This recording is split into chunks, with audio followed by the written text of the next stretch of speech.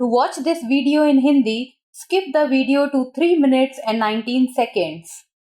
Hello and welcome to another episode of Legal Update. The topic of discussion is conflict in appeals under CPC. Let us see why is it in news. Recently, in the case of Ram K.T. Burman through legal representatives versus Muhammad Mahim Ali and others, the Supreme Court held that the courts at the appellate stage of civil suits cannot create a new case for the parties while framing additional issues not raised in the pleadings of the parties. Background of the case. In this case, the judgment of the High Court was challenged by the appellant in the Supreme Court. In the impunged orders, the High Court had accepted the appeal and decided that the appellants did not have the right to recover possession of the disputed land by evicting the respondents. The Supreme Court, after hearing both the parties, noted that the additional issues identified by the High Court were never brought up before the trial court or the appellate court, and neither party was given an opportunity to present evidence on these issues. Therefore, the Supreme Court allowed the appeal and set aside the impunged judgment and decree passed by the High Court. Court observation. A bench of Justice Bela M. Trivedi and Justice Satish Chandra Sharma said that whenever the appellate courts create an additional issue, then it is binding upon them to decide the said issues in line with Order 41 of the Code of Civil Procedure 1908.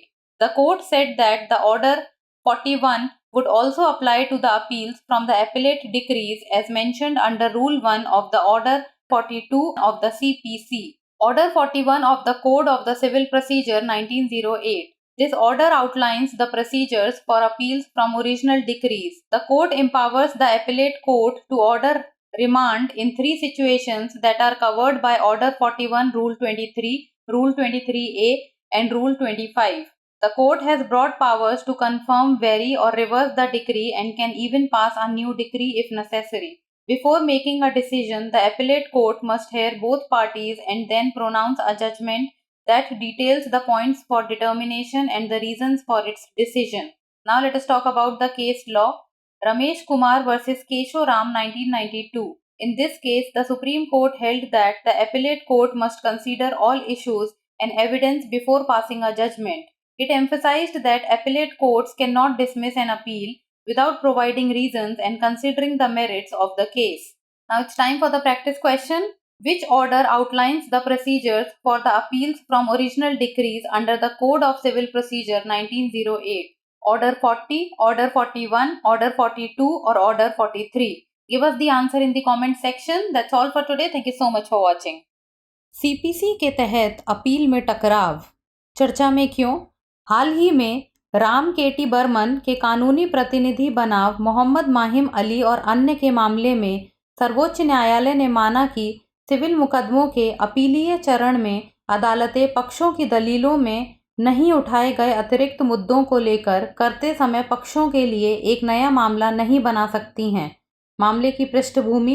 इस मामले में अपीलकर्ता ने उच्च न्यायालय के फैसले को सर्वोच्च न्यायालय में चुनौती दी थी। उक्त आदेशों में उच्च न्यायालय ने अपील स्वीकार कर ली थी और निर्णय दिया था कि अपीलकर्ताओं को प्रतिवादियों को बेदखल करके विवादित भूमि पर पुनः कब्जा प्राप्त करने का अधिकार नहीं है। दोनों पक्षों को सुनने के बाद सर्वोच्च न्यायालय ने कहा कि उच्च न्यायालय द्वारा चिन्हित अतिरिक्त मुद्दों को कभी भी ट्रायल कोर्ट या अपीलीय न्यायालय के समक्ष नहीं लाया गया और किसी भी पक्ष को इन मुद्दों पर साक्ष्य प्रस्तुत करने का अवसर नहीं दिया गया। इसलिए सर्वोच्च न्यायालय ने अपील को स्वीकार कर लिया तथा उच्च न्यायालय द्वारा पारित निर्णय और डिक्री को रद्द कर दिया। न्यायालय का अवलोकन।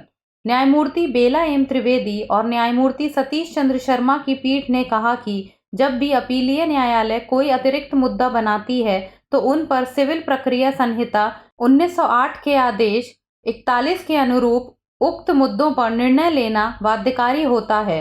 न्यायालय ने कहा कि आदेश 41 अपीलीय डिक्री से संबंधित अपीलों पर भी लागू होगा, जैसा कि सीपीसी के आदेश 42 के नियम 1 के तहत उल्लेख किया गया है। सिविल प्रक्रिया संहिता 1908 का आदेश 41। यह आदेश मूल आदेशों के विरुद्ध अपील की प्रक्रिया को रेखांकित करता है। संहिता अपीलीय न्यायालय को 3 स्थितियों में रिमांड का आदेश देने का अधिकार देती है, जो आदेश 41 नियम 23 नियम 23A और नियम 25 के अंतर्गत आते हैं। न्यायालय के पास डिक्री की पुष्टि करने, उसमें परिवर्तन करने या उसे उलटने के व्यापक अधिकार हैं और यदि आवश्यक हो तो वह नई डिक्री भी पारित कर सकता है। निर्णय लेने से पहले अपीलीय न्यायालय को दोनों पक्षों को सुनना होगा और फिर निर्णय सुनाना होगा, जिसमें निर्धारण के लिए बिंदुओं और निर्णय के कारणों का विवरण होगा। संबंधित केस रमेश कुमार बनाम केशोराम 1992। इस मामले में सर्वोच्च न्यायालय ने कहा कि अपीलीय न्यायालय को फैसला सुनाने से पहले सभी मुद्दों और सबूतों पर विचार करना चाहिए। बता दें कि इसने इस बात पर जोर दिया कि अपीलीय न्यायालय बिना कारण बताए और मामले के गुण दोष पर विचार किए बिना अपील खारिज नहीं कर सकती। अब वक्त है प्रैक्टिस क्वेश्चन का। सिविल प्रक्रिया संहिता 1908 के तहत कौन सा आदेश मूल आदेशों के विरुद्ध अपील की प्रक्रिया को रेखांकित करता है? आदेश 40, आदेश 41, आदेश 42 और आदेश 43। इस प्रश्न का उत्तर आप कमेंट सेक्शन में दे सकते हैं। आज के लिए इतना ही, धन्यवाद।